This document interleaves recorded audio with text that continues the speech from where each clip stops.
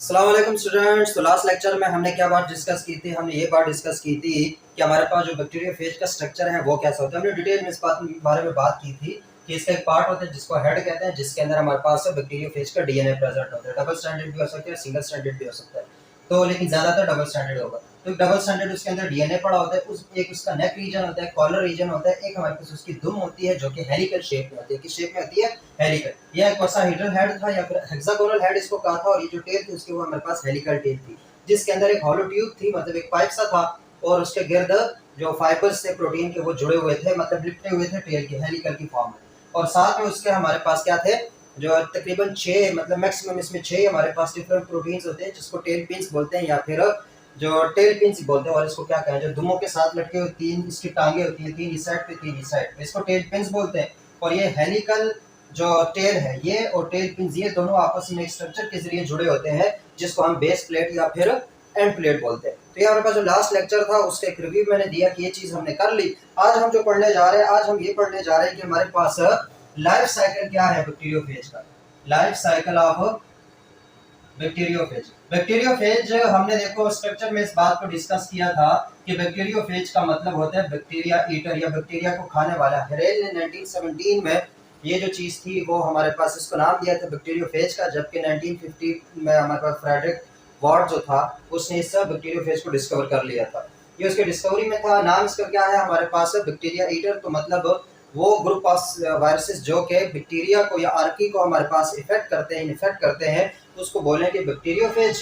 तो यहाँ पे मतलब जो बैक्टीरियोफेज के कॉमन लाइफ साइकिल है, बाकी मतलब ये life cycle species to species vary करता है, लेकिन कॉमन इसके 2 लाइफ साइकिल है। या तो वो लिटिक साइकिल परफॉर्म करता है या हमारे पास लाइसोजेनिक जो साइकिल है परफॉर्म करते हैं, और कभी कभी लाइसोजेनिक वाला भी लिटिक साइकिल में आ जाता है, वो बात अलग है। आज हम यही स्टार्ट करना है कि जो हमारे पास बैक्टीरियोफेज होता है ये कैसे हमारे पास एक बैक्टीरिया को इन्फेक्ट करता है और उसके अंदर अपनी प्रोजेनी काज करता है, या मतलब बैक्टीरिया के अंदर जाके ये क्या करता है, इसकी लाइफ कैसे कंप्लीट होती है, इस फॉर्म से टूट के दोबारा से इसी फॉर्म में कैसे आता है, इसको कहते हैं लाइफ साइकिल।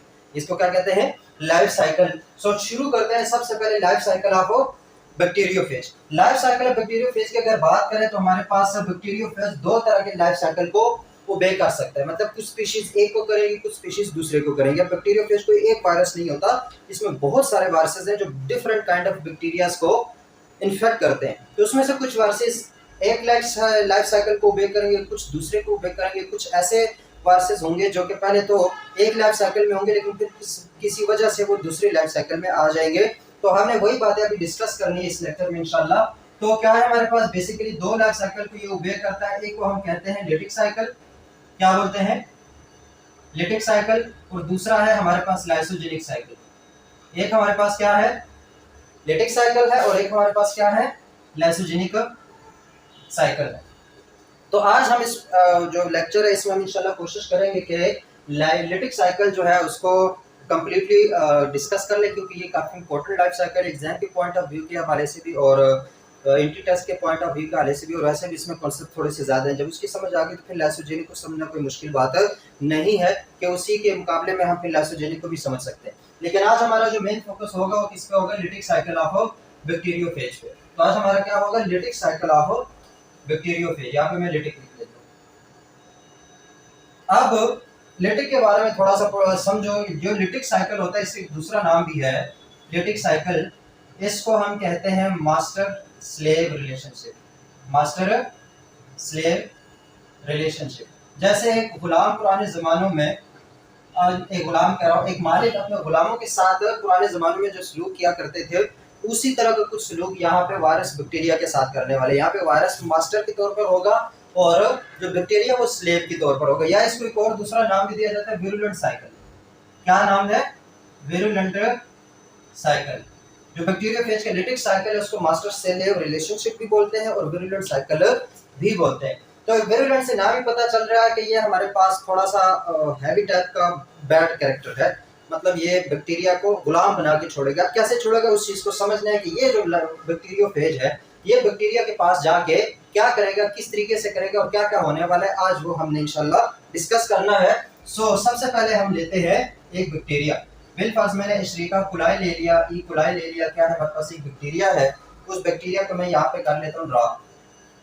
ये हमारे पास एक बैक्टीरिया है जिसके गिर्द एक सेल वॉल भी है, बाकी चीजें मैं इसके नहीं ड्रा कर रहा, बस इतना बहुत है। एक बैक्टीरिया है, इसके अंदर हमारे पास पड़ा हुआ है, क्या पड़ा हुआ है इसके अंदर हमारे पास, उसका बैक्टीरिया का डीएनए है, या इसको हम कहेंगे होस्ट डीएनए। इसको क्या कहेंगे हम, होस्ट डीएनए। अब ये प्रॉपर एक सेल है तो इसके अंदर सारी सेलुलर मशीनरी होगी, इसके अंदर डीएनए को डुप्लीकेट करने वाली एंजाइम भी प्रेजेंट है, प्रोटीन बनाने वाली एंजाइम भी प्रेजेंट है, इसके अंदर अपना डीएनए भी प्रेजेंट है, साइटोप्लाज्म, सब कुछ इसके पास प्रॉपर एक बैक्टीरिया का जो प्रोकैरियोटिक सेल है वो प्रेजेंट है। और ये हमारे पास क्या है, एक बैक्टीरियोफेज है। इस बैक्टीरियोफेज ने अब आना है और इसको इन्फेक्ट करना है। कैसे करना है, सबसे पहला जो स्टेप होने वाला है उसको अगर हम नाम दें तो सबसे पहला स्टेप है हमारे पास एड्सॉर्प्शन का। किस चीज का, एड्सॉर्प्शन। एड्सॉर्प्शन में क्या आएगा कि सबसे पहले तो ये बैक्टीरियोफेज जो है ये रिकॉग्नाइज करेगा एक होस्ट सेल को, कि ये बैक्टीरियोफेज जो है इसका ये हेड पार्ट है, ये रिकॉग्नाइज करेगा कि मैंने किस वाले बैक्टीरिया को इफेक्ट करना है और किसको नहीं करना, क्योंकि इसके अंदर जेनेटिक इंफॉर्मेशन प्रेजेंट है। इसी जेनेटिक इंफॉर्मेशन के मुताबिक ये चीज डिसाइड होगी कि ये जेनेटिक जो डीएनए है वो किस बैक्टीरिया में इंटर हो सकते हैं और किस बैक्टीरिया में इंटर नहीं हो सकता। तो जो डिटरमाइन करेगा, जो रिकॉग्नाइज करेगा एक होस्ट सेल को, वो कौन करेगा, वो हेड का जो पार्ट है वो हमारे पास करेगा। वो ठीक है, वो रिकॉग्निशन के लिए वो क्या कहते हैं उसे पैगाम तो भेजता है, ऑर्डर तो देता है, लेकिन रिकॉग्निशन के लिए हमने ये बात की थी कि ये जो इसके टेल पिन्स होती है, कौन सी, ये टेल पिन्स, इन टेल पिन्स के अंदर बेसिकली हमारे पास वायरस अटैचमेंट प्रोटीन्स होती है। क्या होती है, वायरस अटैचमेंट प्रोटीन्स। अब ये जो वायरस अटैचमेंट प्रोटीन्स है ये जाते हैं और ये इस जो outer part of the bacteria है इसके ऊपर आते हैं, बिल्कुल सेल वॉल के ऊपर आके बैठ गया, सेल मेम्ब्रेन के ऊपर आके बैठ गया, मतलब ये आउटर पार्ट इस पे आके बैठ जाते हैं। तो अब ये वायरस आ गया बिल्कुल इधर, मैं इसको छोटा सा बना रहा हूँ, ये इधर आके बैठ गया, इधर इसके ऊपर क्या हो गया, बैठ गया।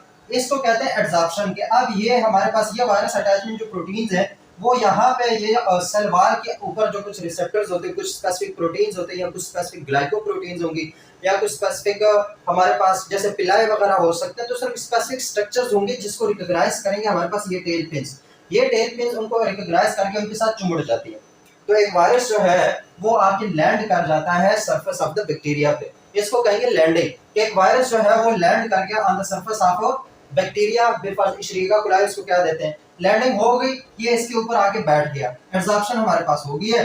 अब देखो इसके बाद क्या होगा, जब ये टेल पिन्स के जरिए इसके ऊपर आके बैठ गया, रिसेप्टर भी आइडेंटिफाई हो गए, उसके बाद ये जो बेस प्लेट है, क्या है, ये जो बेस प्लेट है ये ड्रिल की तरह काम करना शुरू कर देती है। किसकी तरह, ड्रिल की तरह। ये बेस प्लेट नीचे आती है और यहाँ पे सुराख बनाना शुरू कर देते हैं। ये जो हमारे पास सेल वॉल और सेल मेम्ब्रेन है बैक्टीरिया का, उसके अंदर ये सुराख सा बना देंगे। क्या बना देंगे, सुराख सा बनाएंगे। सुराख सा बनाने के बाद क्या करेगा, वो क्या करेगा, जो बेस प्लेट है ये हमारे पास पेनिट्रेशन में इन्वॉल्व है। अगला प्रोसेस इसका क्या होगा, पेनिट्रेशन। पेनिट्रेशन में क्या होगा, पेनिट्रेशन में हमारे पास ये जो बैक्टीरियोफेज जिसने लैंड किया था on the surface of bacteria, वो बैक्टीरिया के ऊपर जब लैंड करेगा उसके बाद इसका जो बेस प्लेट है वो उस वाल के अंदर, चाहे सेल वाल और सेल मेम्ब्रेन दोनों के अंदर एक सुराख सा बना देगा। क्या बना देगा, सुराख सा बना देगा, ड्रिलिंग शुरू कर देगा। जब ड्रिलिंग करेगा तो उसके बाद होगी पेनिट्रेशन। पेनिट्रेशन में क्या होगा, बिलफर्स्ट इसने सुराख बना लिया, उसके बाद जैसे तुम लोगों के हाथ में अभी बॉल पॉइंट होंगे, बॉल पॉइंट तो देखे, जैसे उसको ऊपर से दबाते हो तो वो एक स्प्रिंग है, वो स्प्रिंग थोड़ा सा कॉन्ट्रैक्ट हो जाता है। हमने कल भी बात की थी कि ये कॉन्ट्रैक्टाइल प्रोटीन्स है। ये क्या है, कॉन्ट्रैक्टाइल प्रोटीन्स है, तो थोड़ा सा कॉन्ट्रैक्ट हो जाता है, प्रेस हो जाता है और जो पिन की निप पे वो बाहर आ जाती है। ऐसे ही है। अब यूं समझो जैसे एक लो, हमारे पास कोई भी पेज लो, पेज को मतलब बिल्कुल रखो सामने और उसके ऊपर जो बॉल पॉइंट है वो रखो और उसके बाद टिक करो, तो वो क्या है, स्प्रिंग कॉन्ट्रैक्ट हो जाएगा बॉल पॉइंट के अंदर और जो पिन की निप है वो पेपर के बाहर दूसरी तरफ चली जाएगी। बिल्कुल सेम इसी फिनोमिना के मुताबिक ये जो टेल फाइबर्स हैं, ये जो टेल पिन्स हैं, ये अपने आप को जकड़ लेंगी, सही मतलब मजबूत कर लेंगी और उसके बाद ये जो हेलिकल टेल है ये कॉन्ट्रैक्ट कर जाएगी। ये क्या कर जाएगी, कॉन्ट्रैक्ट करेगी। जैसे टीका लगाया जाता है ना तो ऊपर से प्रेशर आता है तो वो चीज अंदर जाती है, ऐसे हमारे पास ये कॉन्ट्रैक्ट करेंगे तो जैसे पिन यहाँ से बाहर निकलती इस तरीके से इसके अंदर जो हॉलो ट्यूब है प्रोटीन्स की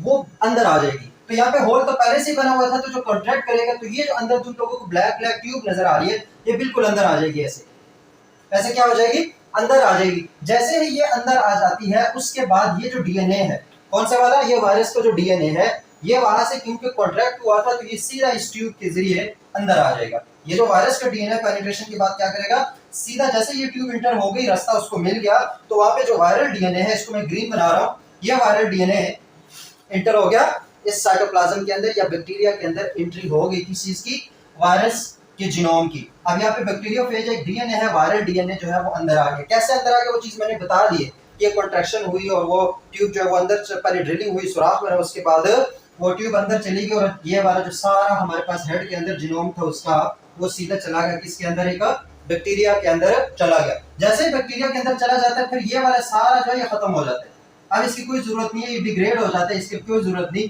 क्योंकि जो वायरस का जीनोम है वो अंदर आ चुका है। ठीक है, और कुछ भी अंदर नहीं आया, सिर्फ जो वायरस के जीनोम है वो अंदर आ गया। अब यहां तक जो है वो लाइसोजेनिक साइकिल हो या लिटिक साइकिल हो, मतलब ये जो अभी हम पढ़ रहे हैं लिटिक साइकिल या मास्टर स्लेव साइकिल जो है जो पढ़ रहे हैं, उसमें भी और लाइसोजेनिक साइकिल में भी यहां तक काम सेम होता है। तो जब हम लाइसोजेनिक को डिस्कस करेंगे तो मैं यहां तक ये चीजें जो है वहां पे डिस्कस नहीं करूंगा, इसलिए मैं बार बार बताता हूं कि जब हम कोई टॉपिक पढ़ रहे हैं तो उससे पिछला जो टॉपिक होता है, उससे जो रिलेटेड टॉपिक होता है उसको एक बार जरूर देख लिया करो। जो लोग फॉलो कर रहे हैं उनके लिए तो मसला ही नहीं है, जो साथ साथ फॉलो कर रहे हैं, लेकिन जो नहीं कर रहे हैं तो उनके लिए फिर एकदम से यहाँ से समझना जो है बहुत कोई रॉकेट साइंस भी नहीं है, समझ आ भी जाती है लोगों को, लेकिन जिनको नहीं आती तो पिछले लेक्चर में उस चीज को हमने डिटेल में डिस्कस किया होता है, इस वजह से हम फिर यहाँ पे इस पे ज्यादा टाइम नहीं लेते। तो मास्टर और स्लेव में तो हम इसको मैंने डिस्कस कर दिया डिटेल में कि ये काम कैसे हो रहा है। लेसोजेनिक साइकिल में या लाइसोजेनिक साइकिल में यहाँ तक काम सेम होता है दोनों तरह के वायरसेस में, तो फिर यहाँ तक से हम आगे इसे वो कंटिन्यू करेंगे। अभी हम जा रहे हैं किसके ऊपर, लिटिक साइकिल के ऊपर या मास्टर स्लेव के साइकिल के ऊपर। मास्टर स्लेव या जो लिटिक साइकिल है, इसमें अब होगा क्या कि ये जो हमारे पास डीएनए है, वायरस का कोई भी डीएनए है तो मींस कि डीएनए के अंदर क्या होंगी, जीन्स, क्या होंगी, जीन्स का ही होगा ना, डीएनए क्या बेसिकली जीन्स है। अब एक जीन जो है वो स्पेसिफिक प्रोटीन को क्या करेगा, कोड करेगा, जिसमें एंजाइम भी हो सकते हैं, स्ट्रक्चरल प्रोटीन भी हो सकती है, कोई फंक्शनल और तरह की प्रोटीन भी हो सकती है। तो यहाँ पे जीन्स है, जीन्स जो कि कोड करते हैं किस चीज को, प्रोटीन्स को। तो लिटिक साइकिल में क्या होगा कि हमारे पास ये जो वायरस का जीनोम है, इसमें से कुछ जीन्स, इसमें से ये जो वायरस का जीनोम है इसको मैं वायरल डीएनए बोल देता हूँ। ये जो वायरल डीएनए है इसमें से कुछ जीन्स, उनको अर्ली जीन्स का नाम दे देते हैं हम। कौन से नाम दे देते हैं, अर्ली जीन्स। वो अर्ली जीन्स क्या करेंगे, वो जो होस्ट के हमारे पास होते हैं, क्या चीज है, जो होस्ट का हमारे पास आरएनए पॉलीमरेज एंजाइम होता है, किसका, होस्ट का जो आरएनए पॉलीमरेज एंजाइम है। आरएनए पॉलीमरेज एंजाइम कहां पे यूज होता है, डीएनए को आरएनए में कन्वर्ट करने के लिए जो एंजाइम यूज होता है उसे क्या बोलते हैं, आरएनए पॉलीमरेज एंजाइम। ठीक है, ये जो हमारे पास ट्रांसक्रिप्शन में इस चीज को हमने डिटेल में देखा था। तो आरएनए पॉलीमरेज एंजाइम किसके लिए लेगा, ये जो वायरल जीन है, जो वायरल डीएनए की कुछ जीन्स है जिसको अर्ली जीन्स का है, उन्होंने टेक ओवर किया सबसे पहले आरएनए पॉलीमरेज पे, पॉलीमरेज को यूज किया और उन्होंने बना दिया मैसेंजर आरएनए। इस मैसेंजर आरएनए को हम बोलेंगे वायरल मैसेंजर आरएनए। क्या बोलेंगे, वायरल मैसेंजर आरएनए। तो ये जो हमारे पास अर्ली जीन से, इनकी वजह से क्या बना, हमारे पास एक मैसेंजर आरएनए बन गया। इस मैसेंजर आरएनए को मैं ऐसे बना देता हूं। ठीक है, अब ये मैसेंजर आरएनए इसको डिटेक्ट करेगा जो होस्ट का ट्रांसफर आरएनए और जो होस्ट का राइबोसोमल आरएनए है। मतलब ये मैसेंजर आरएनए राइबोसोम्स के पास आएगा और ट्रांसफर आरएनए जो है उनकी मदद से इनकी ट्रांसलेशन होगी। तो मैसेंजर आरएनए किस में कन्वर्ट होता है, हमारे पास प्रोटीन में कन्वर्ट होता है। किस में कन्वर्ट होगा, प्रोटीन में। ये सेंट्रल डॉगमा सारा। तो यहाँ पर भी जो मैसेंजर आरएनए अर्ली जीन्स ने क्या बनाया, होस्ट का उसने यूज किया आरएनए पॉलीमरेज एंजाइम और मैसेंजर आरएनए बनाया, फिर यूज किया उसके जो होस्ट के राइबोसोम से, क्योंकि वायरस के पास कुछ भी नहीं, तो उनके पास सिर्फ डीएनए है। लेकिन इस डीएनए के अंदर सारी वो इंफॉर्मेशन प्रेजेंट है जो मुकम्मल वायरस को बनाने के लिए काफी होती है। इन्होंने टेक ओवर किया, बेसिकली लिटिक साइकिल में ये टेक ओवर करते हैं, हाईजैक करते हैं किसको, इस पूरे बैक्टीरियम को भी ये हाईजैक करने वाले। तो वो हाईजैक करने के लिए अर्ली उनकी प्रिपरेशन है। मैसेंजर आरएनए बना, मैसेंजर आरएनए से वायरल प्रोटीन्स बन गई। क्या बन गई, वायरल प्रोटीन्स है। इसको अगर मैं थोड़ा और डिटेल में कहूं तो ये हमारे पास एक्सोन्यूक्लियोसिस एंजाइम बना देते हैं। क्या, एक्सोन्यूक्लियोसिस और एंडोन्यूक्लियोसिस, दो तरह के एंजाइम होंगे, एक्सोन्यूक्लियस और एंडोन्यूक्लियस। अब ये दोनों एंजाइम है, नाम से पता चल रहा है। एक्सोन्यूक्लियस जो है वो किसी भी न्यूक्लिक एसिड को, किसी भी डीएनए या आरएनए को यहां से काटना शुरू कर देते हैं। मतलब ये काटा, फिर ये काटा, फिर ये काटा। एंडोन्यूक्लियस उसको अंदर से काटना शुरू कर, यहां से भी काट देंगे, यहां से भी काट देंगे, यहां से भी काट देंगे। सही है। तो ये जो अर्ली जीन से उन्होंने आरएनए पॉलीमरेज को हाईजैक किया, फिर उन्होंने ट्रांसफर आरएनए को, राइबोसोमल आरएनए, इन सारे को हाईजैक किया। वो जो सेल की मशीनरी थी उसको हाईजैक किया और वहां पे उन्होंने बना दिए क्या, एंजाइम्स। कौन से एंजाइम, एक्सोन्यूक्लियोसिस एंजाइम और एंडोन्यूक्लियोसिस एंजाइम। इन एंजाइम्स ने क्या किया, ये एंजाइम जैसे ही बन गए, उन्होंने हमारे पास ये जो होस्ट का डीएनए है, किसका डीएनए है, होस्ट का डीएनए, इस होस्ट के डीएनए को काटना शुरू कर दिया। क्या करना शुरू कर दिया, काटना शुरू कर दिया। तो ये काटने की वजह से क्या है कि अब जो होस्ट का डीएनए है वो हो गया डिग्रेड। वो क्या हो गया? डिग्रेड। होस्ट का डीएनए खत्म कर दिया, ये खा गए, ये होस्ट के डीएनए को खा गए, इसी वजह से तो ये फेज है। तो ये होस्ट के डीएनए को काट दिया इन्होंने, जगह जगह से होस्ट के डीएनए को टुकड़े टुकड़े कर दिया कैंचियां लेके। तो वो टुकड़े टुकड़े होने के बाद क्या हुआ कि अब जो जिस बैक्टीरिया में ये इंटर हुए थे वहां पे बैक्टीरिया का कोई जीन, कोई डीएनए रहा ही नहीं। तो बैक्टीरिया को बनाने के, बैक्टीरिया को कंट्रोल करने वाले सारी जो इन्फॉर्मेशन है वो उन्होंने जला दी। ऐसे समझो, मतलब ये कितने जालिम चीजें हैं। तो उन्होंने सारे जो बैक्टीरियल होस्ट डीएनए है उसको चॉपअप किया, उसको काट दिया with the help of enzyme, जिनको एक्सोन्यूक्लियेसेस और एंडोन्यूक्लियेसेस एंजाइम बनाए।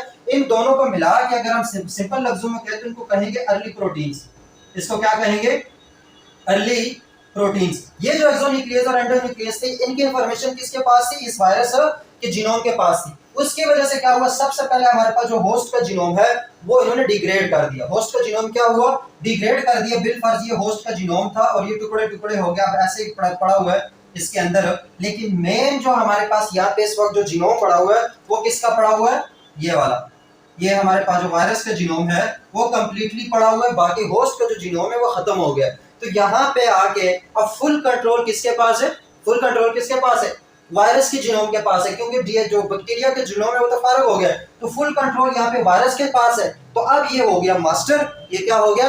मास्टर। पूरा बैक्टीरिया इसका हो गया गुलाम। पूरा बैक्टीरिया इसका क्या हो गया? गुलाम। जैसे ही इसने बैक्टीरियल जीनोम सारा खत्म किया उसके बाद अब इसके पास खुली आजादी है। इसके पास क्या है? अब फ्रीडम है, खुली आजादी है। ये क्या करेगा? ये अब इसके पास पूरी मशीनरी अवेलेबल है, सेल की सारी मशीनरी अवेलेबल है। इसके पास ट्रांसफर आरएनए भी है, इसके पास मैसेंजर आरएनए भी है, इसके पास आरएनए पॉलीमरेज भी है, इसके पास डीएनए पॉलीमरेज भी है, इसके पास हर तरह की पूरी मशीनरी अवेलेबल है। बस उस मशीनरी को कंट्रोल करने वाला जो बंदा था उसको इन्होंने उड़ा दिया। तो वो क्या हुआ? अब मशीनरी किसके कंट्रोल में आ गई? वायरल जीनोम के कंट्रोल में आ गई। वायरल जीनोम के कंट्रोल में आने के बाद क्या होगा? उसके बाद होगा कि ये वायरस जो है अपनी जितनी भी इसको रिकॉर्ड चीजें होगी वो बनाना शुरू कर देगा। बिलफर्ज इस वायरस को अब चाहिए अपने प्रोटीन्स, क्योंकि इसने ये वाले सारे प्रोटीन्स क्या कर दिए थे? बाहर छोड़ दिए। तो ये होस्ट की मशीनरी को यूज करेगा जिसके अंदर प्रोटीन बनाने के लिए जो कुछ चाहिए होता है वो यूज करेगा, क्योंकि इसके पास प्रेजेंट है, बैक्टीरिया का ही प्रेजेंट है, अपना नहीं है, बैक्टीरिया का यूज कर रहा है।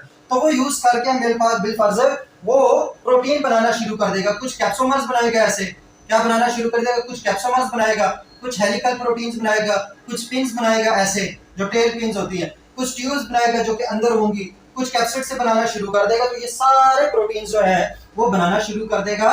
कौन? ये जो वायरस का जीनोम है। इसी के साथ ये फिर पॉलीमरेज एंजाइम को यूज करके कि अपने जीनोम की कापियां भी बनाना शुरू कर देगा। क्या बनाना शुरू कर देगा? मतलब ये एक हमारे पास अर्ली जो वायरस एंटर हुआ था वो, और इसने अपनी कापियां बनाना शुरू कर दी, इस तरह एग्जैक्ट कापियां बनाना शुरू कर दी। तो क्या होने लगा कि जब कापियां भी बनाना शुरू कर दी, फिर एक वायरस को बनाने के लिए जो प्रोटीन्स चाहिए होती हैं वो भी बनाना शुरू कर दी।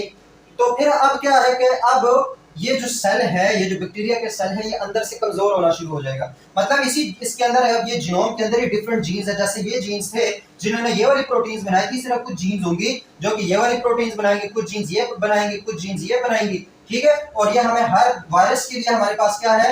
एक जीनोम का होना भी प्रेजेंट है। तो मुकम्मल अपने आप को ये रेप्लिकेट भी कर रहा है और साथ साथ में खुद को ट्रांसलेट भी कर रहे हैं मुख्तलिफ प्रोटीन्स में। अब क्या होगा? जैसे हमारे पास ये एक आरएनए बन गया, इसके गिर्द हमारे पास एक आ जाएगा स्ट्रक्चर, एक स्ट्रक्चर आ जाएगा। एक तरह का मेरे पास ये आरएनए बन गया, तो इसके अंदर भी ऐसे स्ट्रक्चर उसका आ जाएगा। मतलब डिफरेंट वेरियंस बनाना शुरू कर देगा। क्या बनाना शुरू कर देगा? वेरियंस। हर जीनोम के गिर्द वो रिक्वायर्ड प्रोटीन जो है वो असेंबल होना शुरू हो जाएंगी।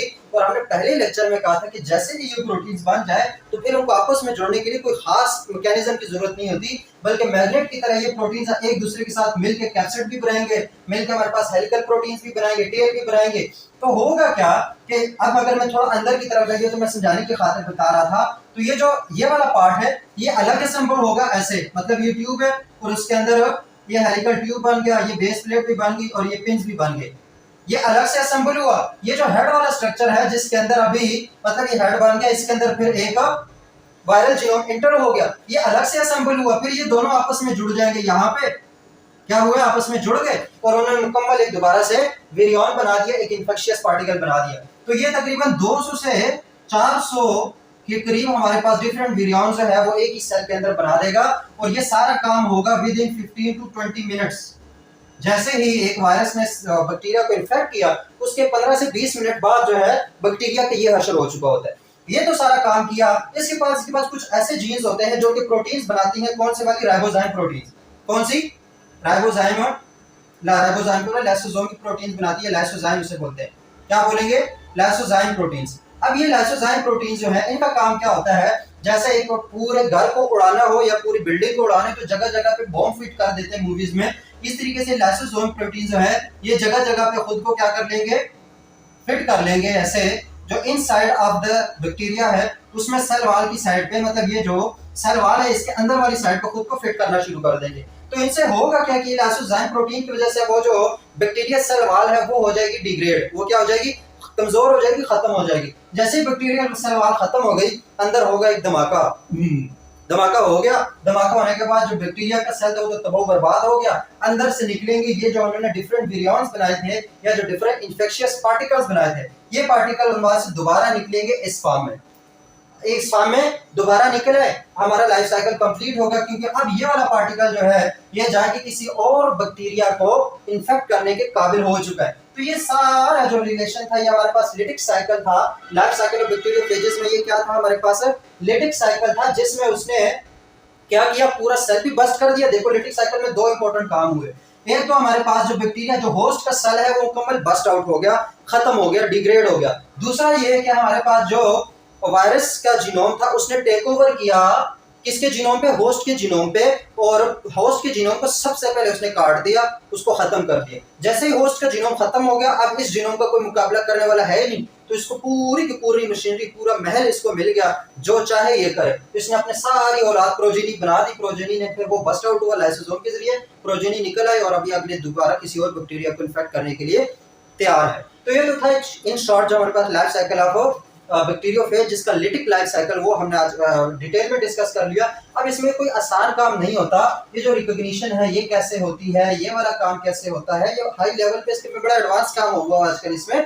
तो लेकिन आप जो फर्स्ट ईयर या सेकंड ईयर के लेवल पे, कॉलेज लेवल पे इतना तुम लोगों को पता हो, क्योंकि प्रोसेस ऐसे ही होता है। फिर इसके अंदर एक्सेप्शंस भी हो सकती है, इसके अंदर फिर मजीद जो है ना प्रोटीन्स होती हैं। अब ये तो मैंने इनको ओवरऑल लाइसोजाइम का नाम दे दिया, इसके अंदर कई प्रोटीन्स होती हैं। ये चीज़ें बनाने के लिए कई प्रोटीन्स होती हैं, कई तरह की जीन्स होते हैं, उन जीन्स के नाम है। तो वो चीज़ें भी आप लोगों के लेवल पे नहीं है। वो जब ये बेसिक जो काम है वो जहन में हो तो फिर उन चीज़ों को समझना ईजी होता है। तो आज के लिए ये बहुत था इंशाल्लाह, और होप्स हो कि आप लोगों को समझ भी आ गई होगी कि लिटिक साइकिल ऑफ बैक्टीरियोफेज क्या है और ये कैसे परफॉर्म करते हैं। इसको लिटिक साइकिल या विरुलेंट साइकिल या फिर मास्टर स्लेव साइकिल या रिलेशनशिप क्यों बोलते हैं वो भी समझ आ गई। मैंने क्या कहा, लिटिक साइकिल में दो बातें उनका डिस्कस करना लाजमी है। सबसे पहले ये कि ये होस्ट मशीनरी को हाईजैक कर देते हैं और होस्ट का जो जीनोम है उसको चॉप अप कर देते हैं, उसको काट देते हैं with the help of early proteins या फिर एंडोन्यूक्लियोसिस और एक्सोन्यूक्लियोसिस। दूसरा काम ये है कि इनके एंड में जो सेल है वो बस्ट आउट करते हैं, वो खत्म हो जाता है, जबकि लाइसोजेनिक में ये दोनों काम नहीं होंगे। ठीक है, वो तब ही होंगे जब इसमें इंडक्शन का प्रोसेस होगा। अब इंडक्शन का प्रोसेस क्या है वो एक अलग से कॉन्सेप्ट है, वो इंशाल्लाह हम अगले लेक्चर्स में इन चीज़ों को देखेंगे। तो तब तक के लिए अपना बहुत सारा ख्याल रखना और मुझे दुआओं में याद रखना। अल्लाह।